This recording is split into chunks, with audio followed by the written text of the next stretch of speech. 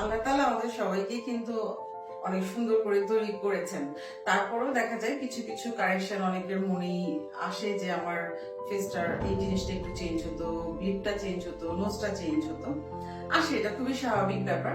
বিশেষ করে আমরা দেখি যে যাদের নোজটা অনেকটা স্যাডেল, দ্যাট মিনস বসানো চাপা থাকে বা স্লিম থাকে না, এই জায়গা দুটো একটু ওয়াইড থাকে, তারা আমাদের কাছে আসেন। যেহেতু আমি অ্যাস্থেটিক ডার্মাটোলজিস্ট, কাজ করি সৌন্দর্য বর্ধনের বিভিন্ন রকমের ট্রিটমেন্ট গুলো নিয়ে, সো আমার অনেক ক্লায়েন্টগুলোরই মধ্যে আমি এই ধরনের ইচ্ছেগুলো তাদেরকে পোষণ করতে দেখি।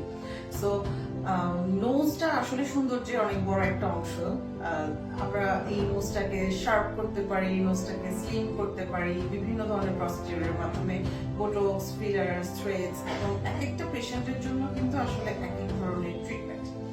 আজকে আমি একটা ট্রিটমেন্ট করতে যাচ্ছি, সেটা হচ্ছে আমি নোজটাকে ওনার শার্প করব এবং কিছুটা হচ্ছে স্লিম করব। এটা সাধারণত বোটক্স এন্ড হচ্ছে ফিলার দিয়েই আমরা করি।